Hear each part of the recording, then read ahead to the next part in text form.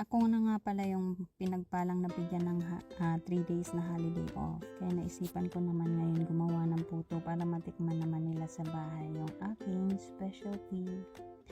Yan, yung nagawa ko. So, tinikman ko nga, ang sarap nga niya.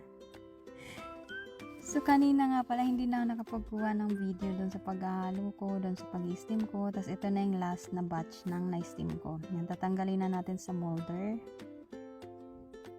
Ito siya. Naglinis pala ako naghugas pala ako ng kamay nun kahapon. Joke. Kaya masarap yan dahil kinamay. Pero joke lang talaga, naglinis talaga ako. Naghuhugas ako lagi ng kamay ko.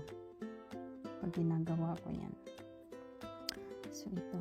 So feeling nga namin pwede na kaming magpa-order sa mga kapitbahay. Pwede na kaming benta. Yan siya. O diba? Magtatayo na kami ng sarili naming business ng mga kakanin, ng mga pagkain, ayan. Diba? Ang saya-saya kaya magluto, lalo pag sinisipag ka. Taba-taba na nga ng mukha ko, panay kain kasi ginawa ko. Lalo pagka sinisipag.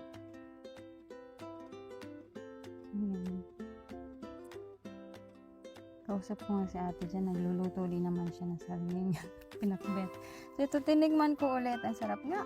Ayan. Tapos sinantay namin sila. Ito na. Kakain na kasi kami. Kainan na.